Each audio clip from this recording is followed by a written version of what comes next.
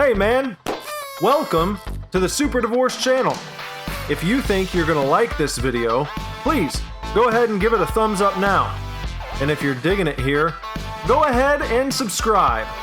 Just make sure you bong the gong for notifications so you know when new videos go live. Now then, please look forward to this video. Enjoy, chefs. Hey man, welcome to the Super Divorce channel. Nicholas Villars here, aka Super Divorce.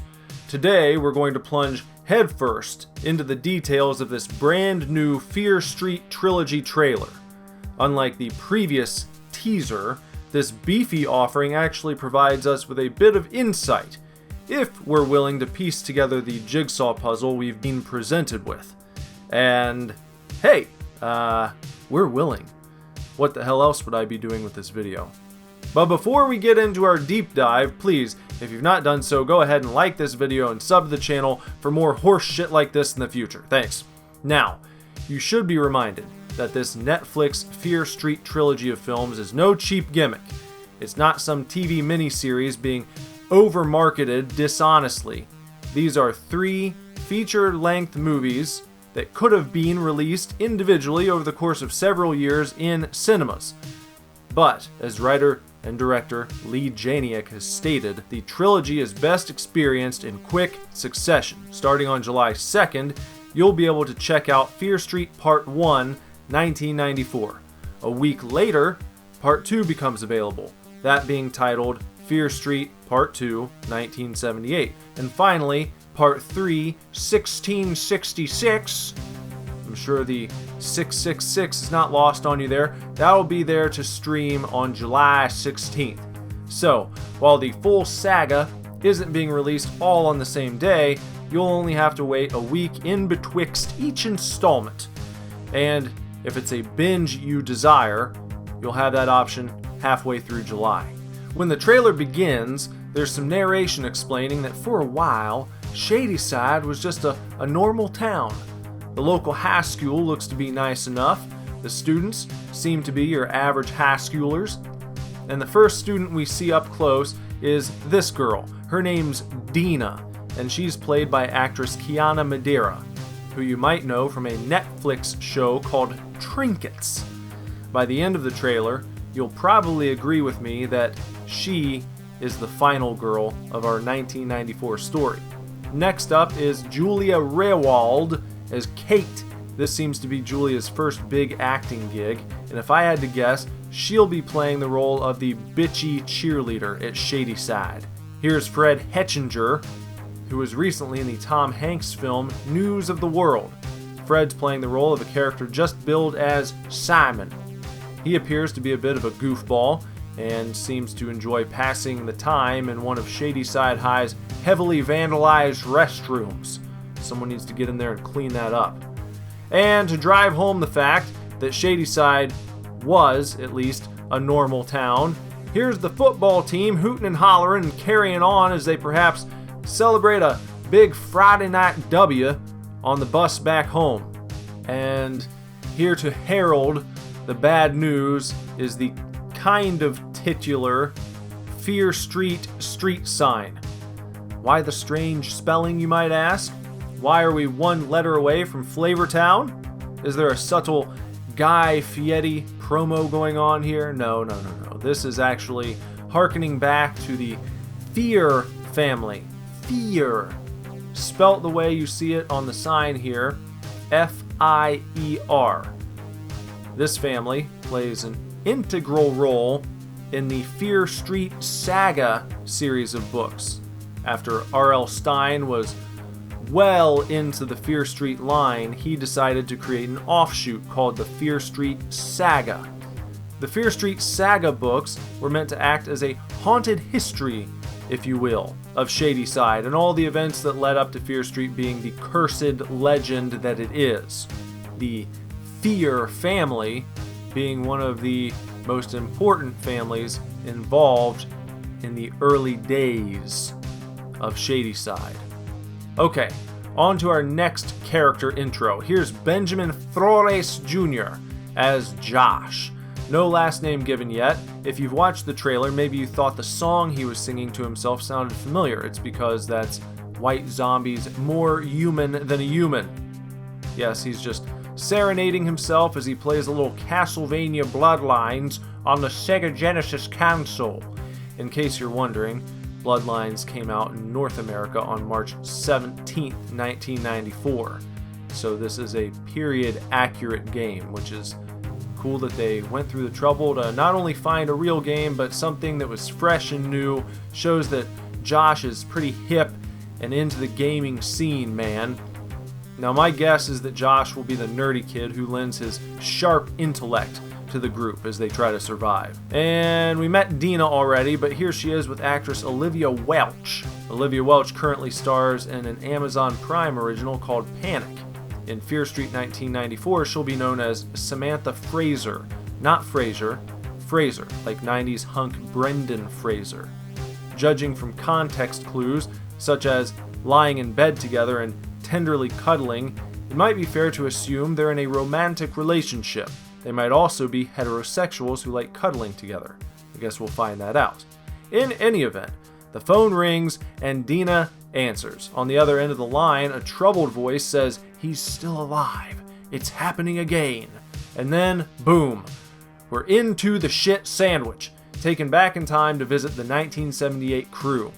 A cassette tape playing a remixed version of the discotheque classic I Will Survive blares over the speakers at Camp Nightwing, a location longtime fans of the Fear Street books might recognize. That is, if they read book 12 titled Lights Out. Admittedly, I've only read the very first book in the Fear Street series, The New Girl. I actually did a video review of that one just a few days ago, so please check the description for a link and give it a shot. As for Camp Nightwing in this film, the scene is set for a battle of two cities, Sunnyvale, the rich kids, versus Shadyside, or as it's spray painted on the road sign here, Shitty-side, the misfits. A camp counselor addresses the crowd of kids as they run and play, wearing their particular town's color of red or blue, and even carrying flags of allegiance. Now, I know many of you will recognize Sadie Sink here from Stranger Things. In Fear Street 1978, her name is Ziggy Berman, and if my hunch is correct, she'll end up being one of the most important characters in this entire story. Here's Chiara Aurelia as Sheila. My guess on Sheila is that she's a Sunnyvale snob who will not be long for the world of Fear Street 1978. And here's Sadie, or Ziggy, leaving some sort of camp activity building in a rush with an actress I believe to be Jackie Vene, or Veen. Jackie is playing a character named Joan, if I am correct in my sleuthing. She looks like she might be a Sunnyvale counselor type. She could be from Shadyside too, I don't know. Here's Michael Provost as Kurt, probably the wild man counselor. Throughout the last few seconds of the trailer, he's been delivering a speech about the color war, as he calls it. Shadyside versus Sunnyvale, red versus blue, good versus evil. Now, in these politically charged times, I'm hoping this red versus blue gimmick doesn't end up being a bit of not so subtle symbolism shoehorned into the film. Fingers crossed on that one. This right here is perhaps Joan preparing to have a late night puff of a marijuana cigarette. And of course, it's been well established over many years that doing drugs in a horror film has a significantly negative effect on your chances of survival. So be careful, Joan, if that's who you are and if you are in fact smoking drugs. Who else doesn't do well in horror movies? Fat guys. And that brings us to Dylan Gage as Jeremy. Jeremy's just hanging out in the workshop when this axe-wielding Mysterioso walks in and seemingly slaughters him. This could very well be deceptive editing though, so don't count Jeremy out just yet. As for the axe murderer, this is kind of an ambiguous shot from behind. This could be a man, could be a woman. We'll see. Here's Ziggy and Nick Good, played by actor Ted Sutherland, who played Jack Marston in Red Dead Redemption 2 and was also featured on Walking Dead: The World Beyond. So if you're a fan of Red Dead or The Walking Dead, you might like this connection. You might think that's kind of cool. I know someone who's not going to be happy about Nick Good hanging out with Ziggy, and that's Lucas, right? Remember how I said not to count Jeremy out? Well, Judging from the pudgy arm on the floor and the cracked glasses lying in a pool of blood, maybe it is safe to count him out now. Moving out of 1978 and back into 1994, a woman's voice counts the days upward. This calendar with dates crossed off makes it look as if she's counting up to a critical number, a day of days perhaps, when some horrible event might finally suck Shadyside down into the depths of hell itself. And that woman talking, marking her calendar, keeping multiple clocks going just inches away from each other, that is actress Jillian Jacobs, as a character listed as C. Berman, the letter C, Berman. Now I'll bet you a grilled cheese sandwich that this is either Sadie's character Ziggy Berman or Ziggy's sister Cindy. I mean, come on. I highly doubt her real name is Ziggy. She's probably a huge David Bowie fan in the 70s and goes by that name in his honor.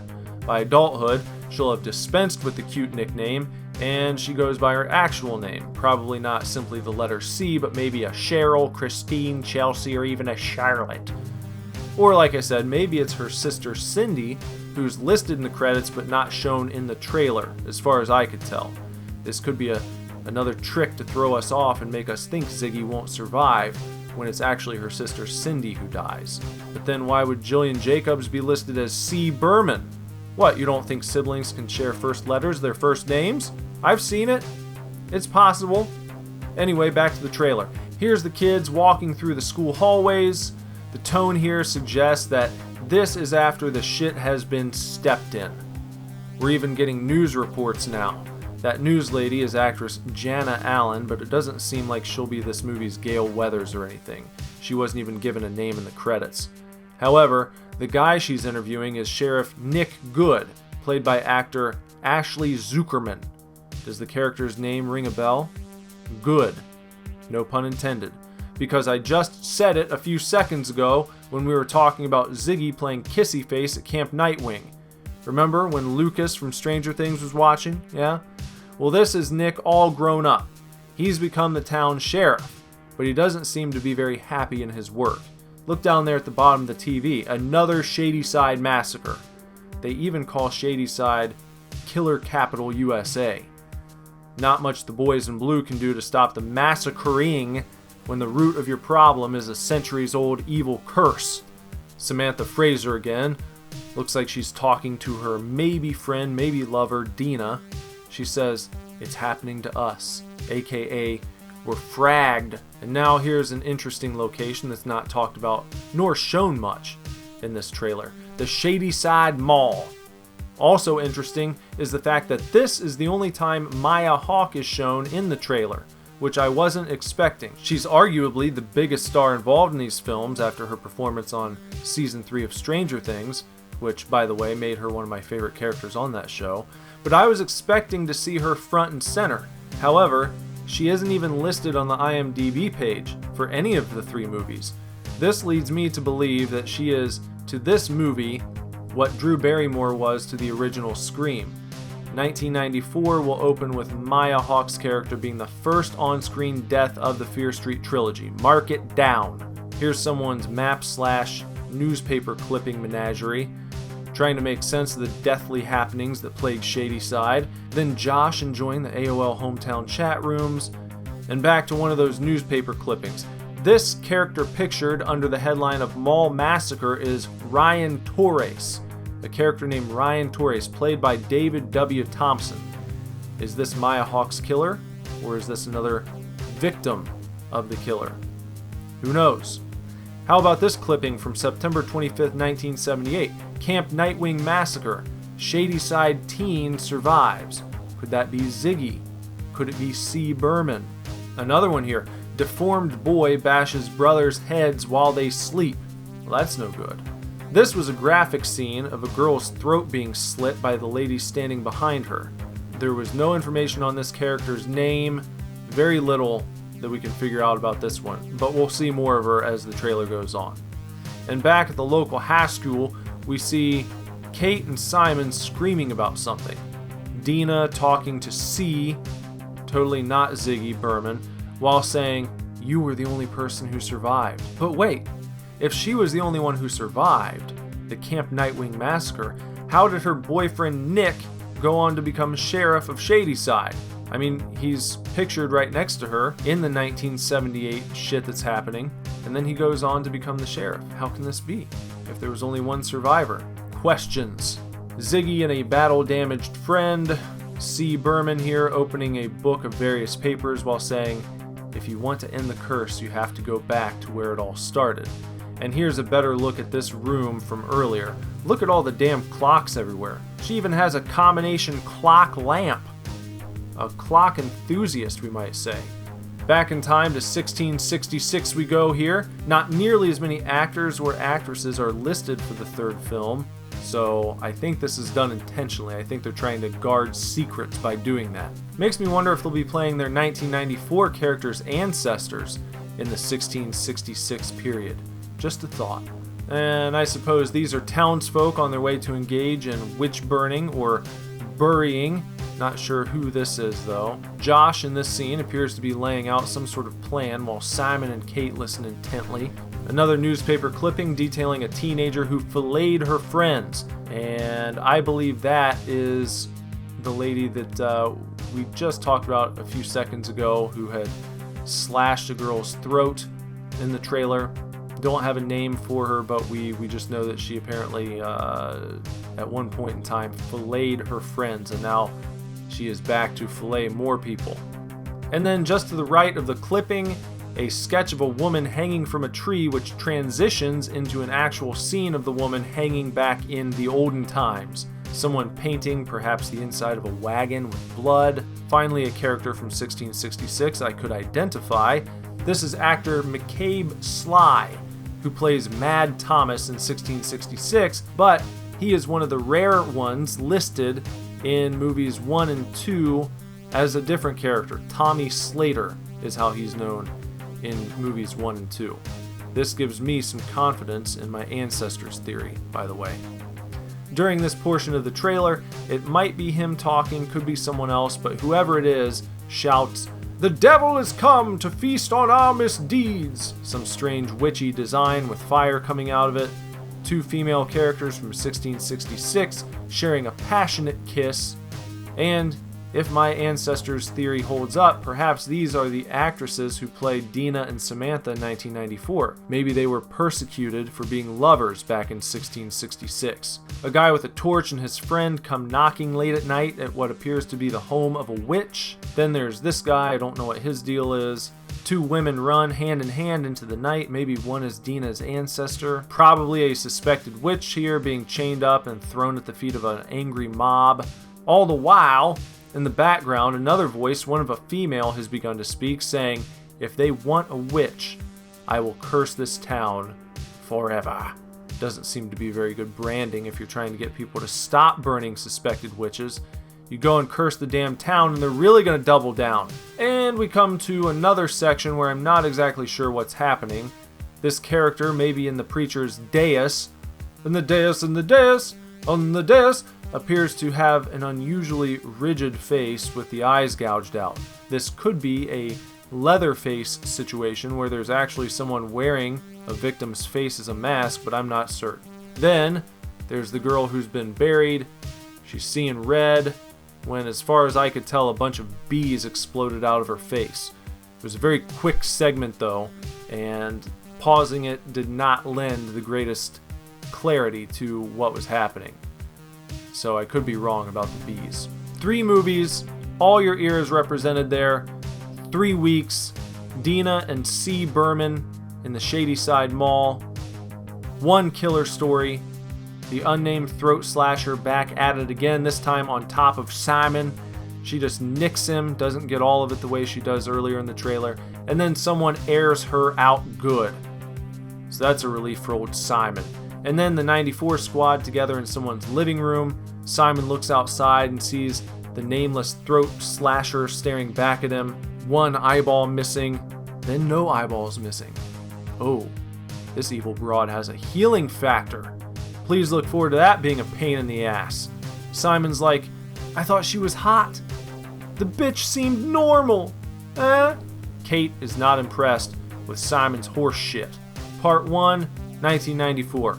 Dina, Josh C. Berman, Scream-inspired villain in a skeleton costume, Kate using an improvised flamethrower on a Scream-inspired villain in a skeleton costume. Part 2, 1978, cops, Ziggy, a snake, Ziggy looking concerned, Ziggy being pulled up into the air as her boyfriend Nick watches in disbelief. Her boyfriend who will go on to become the sheriff of the town. Part 3, 1666, old-fashioned Shadyside man with a knife attempts to stab down at someone on the ground. Horse. Back in modern times, scarecrow-looking slasher's sack mask regenerates as this guy slumps down a hallway of the local high school.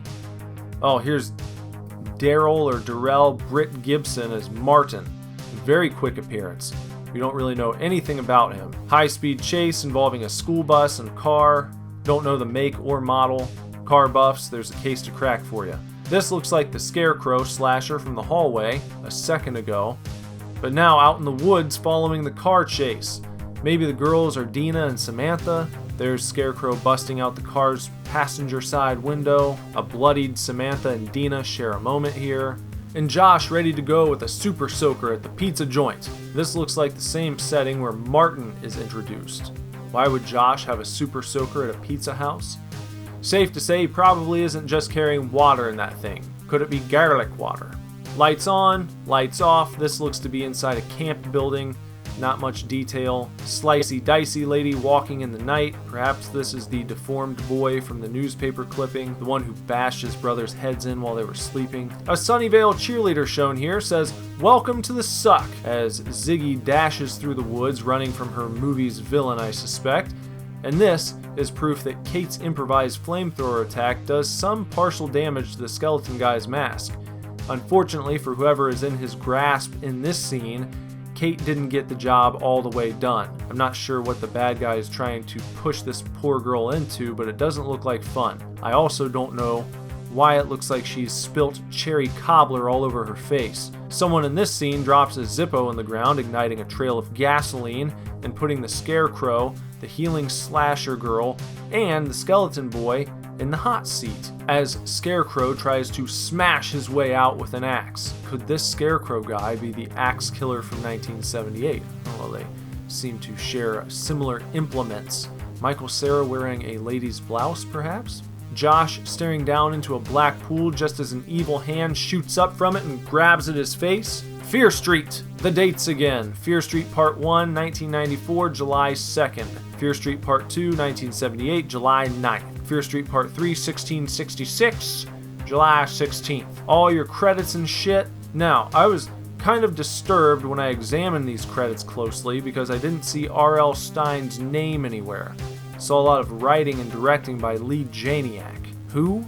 Here's a photograph of Janiak herself, a fellow Ohioan born in the 80s. Found that out. Share that in common. However, not much in the way of previous writing or directing credits, but she did direct 2 episodes of the Scream TV show from a few years back, as well as an episode of Outcast, which was a pretty underrated show in my opinion. But this quote gives me hope that Fear Street's in good hands with Janiak. She says, quote, "The movies are fun, and they're supposed to be. Like, it's a Friday night. I just want to eat some popcorn and decompress and step into these other worlds.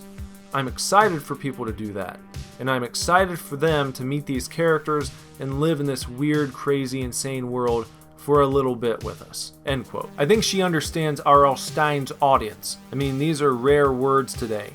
So many artistes take characters and worlds that are supposed to be fun, and they try to use them as vehicles to change the world. Not everything needs to be world-changing or intellectually challenging. So it's reassuring to hear straight from the horse's mouth that these movies are there to be enjoyed on a Friday night with your popcorn and your soda, maybe some gummies thrown in for good measure. And speaking of doing right by R.L. Stine, here's a quote from Stine on Fear Street that also has me hopeful.